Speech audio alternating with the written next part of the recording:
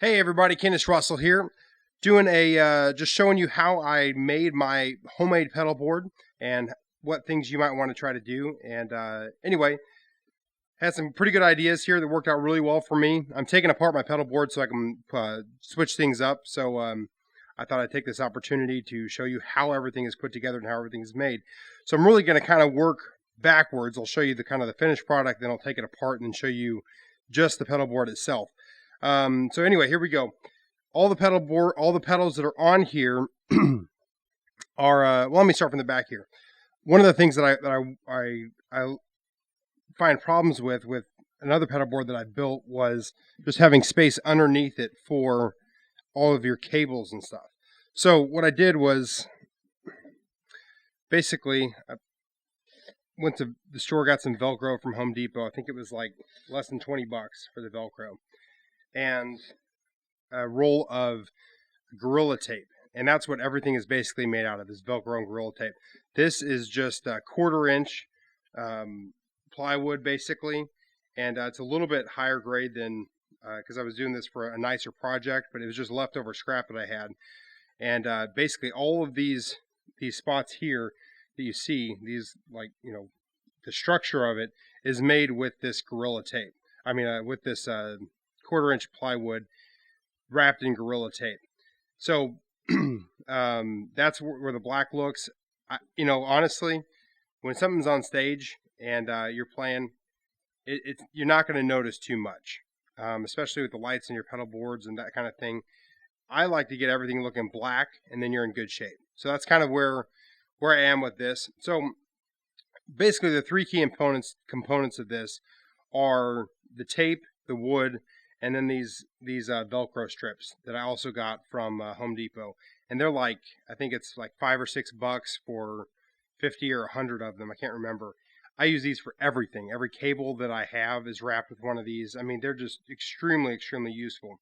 So, basically, what I do is I'm gonna kind of undo some of these guys and show you what it looks like without without these straps on it. Without the straps, I'm going to just kind of, this is a little tip here, just take them and then roll them up, and then they're out of the way. Without these straps, it looks like spaghetti down here. I've got these in here pretty good, but it just does not look very professional. It doesn't look very good. This is a power supply too, and what I did is I just taped it. I mean, it's just taped on there right here with this piece of tape, and then it's held. I think I might have I didn't even put any tape underneath there. I probably should have put some on the sides. It's just held together with that. Hadn't had any problems whatsoever. Don't use regular duct tape. Use the Gorilla duct tape, the black stuff. And a lot of times what happens is sometimes if you pull off the Gorilla Tape, you'll get that residue. And all you have to do is take a fresh piece of tape and just keep on sticking it to that residue, and that residue will come off also. So some of the cheaper tapes, the duct tape, they don't really have the same properties with it. Whenever it starts to get that residue, it's really hard to get off. So that's why I like the Gorilla Tape, because it sticks really well. But if it's on metal, fabric is a little bit different. But if it's on metal or plastic, it's easy to kind of pull off that residue. Anyway, moving right along, I'm going to just start kind of undoing things because I've got these wrapped in here pretty well. I'm going to just take it apart, and I'll just kind of talk along the way. I'm going to have to actually probably start from the top side of things. Oh, and then this was just kind of neat. Like I said, everything is duct taped or the Gorilla Tape. So even these straps, I just taped them on. And I mean, it's pretty cool the way it works.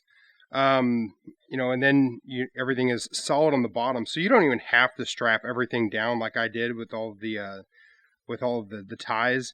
If you wanted to, you could just leave everything open without these ties on here. I just like everything to be nice and neat. If you're changing things around often, it may not be the best thing to do to do that, to strap them down. Okay, I'm going to just start taking stuff apart here. This is my Ernie ball volume pedal. Okay, let me show you how I have everything put on here.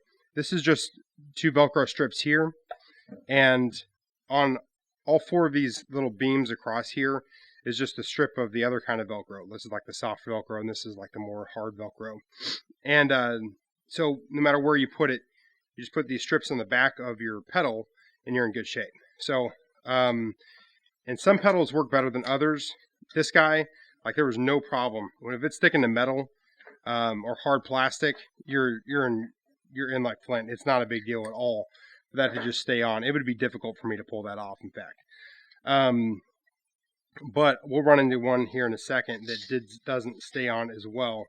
So like this, for instance, that just pulled off just then because I tried to glue this. First I tried to stick it to this rubber backing, and then I tried to glue it, and the gluing still didn't work either. Obviously, just right there. So originally I was thinking, well, I don't want to just take off this rubber thing because, you know, I may want to still have the ability to stick this on the ground without it scratching up. But you know what? When I redo this pedal board, I'm going to just rip off the rubber backing off of all these pedals, and that way it's going to stick to the metal of the casing or the plastic. And this is a metal case right here, but that way there's no problem with it ripping up. And that just kind of has to be the only reason why you wouldn't want to do that is perhaps resale value. I don't know. For whatever reason, this one stayed a little bit better. I don't know if I used a different kind of glue or whatever, and you might want to try different glues. I don't know. But this one stayed on pretty well, so I'm going to keep this one. But so I don't know what the difference is between the rubbers, but that one stayed, but the other one didn't. Most of these Joyo pedals, great pedals by the way, for the money, they kind of had that issue. Let's see what this one did. Okay, so this one is a different type of backing than this one is. You can see that this has the rubber, and this just had a metal backing, and I think it had these feet, had like some little rubber feet on here, and so I just pulled those rubber feet off, stuck it to this metal, and no problem at all. Okay, I'm gonna start going faster. Sorry guys. That one held on pretty well. That one did not. Pulling off right here. I pulled off a little thing here too. I know for a fact this one is pulling off. I guess I've had to replace it. So like this one for sure, this Behringer, I'm gonna just rip that off and put that to the plastic. By the way, you can look at I did a full demo of this pedal board before I'm taking it apart here, and it's got some pretty decent pedals on it. And I'm gonna make a video of like a cheap pedal board setup, not cheap, but an inexpensive pedal board setup compared to more of a higher end. One of my big things is there's like pedal snobs out in the world, and basically they, you know, unless it's boutique or unless it's something fancy, they don't want anything to do with it. And that's not always the case. You know, good stuff, whatever, I guess the Boss, this is on the Boss rubber, and I don't know, it's kind of weird, like the Boss rubber works better. Anyway, you know, you can find really good gear for not that expensive that really does a good job. Some of this stuff, I mean, this stuff sticks really well. You can see I'm having trouble pulling this off. Let's have one of the metal backings. I'm having trouble pulling that off, and you know, so you're not going to have any problem. If what I'm trying to say is the Velcro, the stickiness of the Velcro, when I put it on there, I'll like set it, you know, first of all, I'm going to lay out my pedal board before I do anything, but when it comes time for me to stick them on there, I'll put them in just kind of like that, resting on top at first. That way, if I need to make any changes, it's not a big deal. But to really get it in there, just wiggle it in and let all those little hooks of the Velcro get in there, and you're not going to have any problem keeping your pedals on. You can see how many wires and everything it takes. And I mean, if you look at the beginning of the video, this thing, you see how many wires are in here. It looked pretty sharp for how much stuff was in here. Sorry guys, this is taking so long. I didn't anticipate this being this long of a video. But it's good stuff. You know, a lot of times before I do anything, I always look on YouTube and see what's other people have done. And I actually never come across somebody doing exactly what I did. Surprisingly, I'll explain why I was kind of surprised at it before. This design that I had basically is the dimensions of a real popular pedal board. It's like 150, 200 bucks for the metal pedal board. And man, if you're a pro player and you're playing all the time and you're on tour and you're moving your stuff all the time, by all means, spend 150 bucks on a pedal board. I would rather have a couple more pedals or upgrade a couple pedals, whatever the case is. I'd rather have cash in my pocket than waste money on something I don't need. So here we go. I'm going to show you what I did basically. I looked up the dimensions of that pedal board, and all that I did was kind of copy it. So basically, the way that they had it designed, I just had some spare of this wood and a roll of the duct tape, and literally one night I was doing some research trying to buy one, and I thought, man, I could build one of these.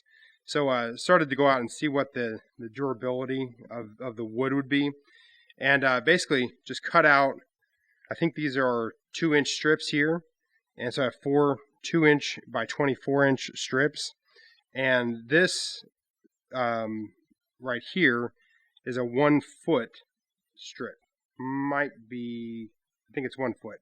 I'm almost positive it's 1 foot. The actual dimensions I think called for a 14-inch instead of a 1 foot, and you can see right here, basically my middle one is thinner than the pedal board, normal pedal board dimensions. And if you can do it with the longer, making these, I think this is 1.5 inches in between here. I would love to have had 1.5 inches in here, but I worked around it. And so I didn't screw anything for a couple of reasons. I didn't want the wood to crack, and also it's not really necessary. So first thing I did was I put the whole pedal board together. I put this strip here, and I just taped it, taped it on the edge, taped it around here, taped all this top part together. And then I just got these are just some blocks of a 2x2 that I had, and I just cut it and put it on top of here, and then just taped it down to it. And it seems to be working really well.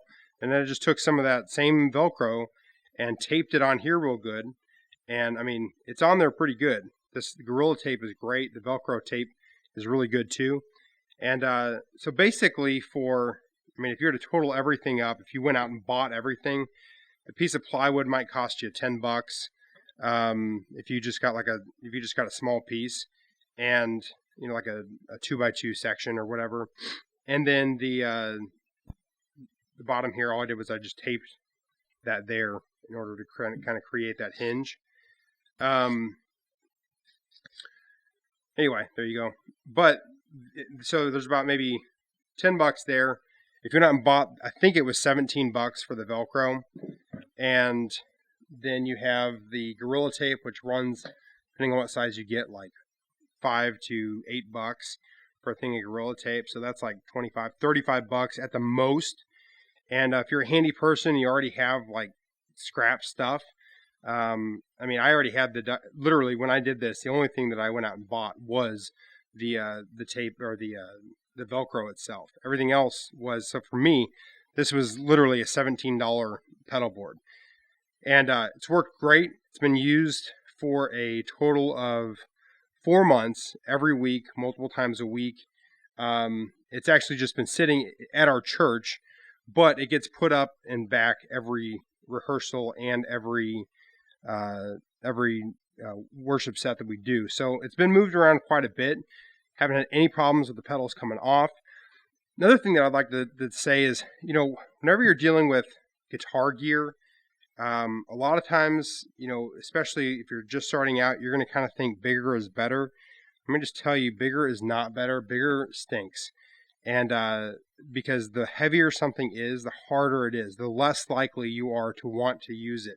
When you're going to a gig and you've got a big amp, you know, if you've got a 4x10, you're going to want to have a 1x12 to take with you. I'm just telling you from experience. I have a Fender Hot Rod Deluxe, which is a 1x12. Just got a new Fender Blues Junior, which is I think it's a 1x10. Might be a 1x12, but it's about 15 pounds lighter, and I love walking around with that instead of the other one. You know, bigger is not always better. So what I'm saying is the metal ones are probably going to weigh a lot more than this. I would say this probably, I would say this probably weighs, maybe 2.5 pounds, if that, maybe 3 pounds at the most.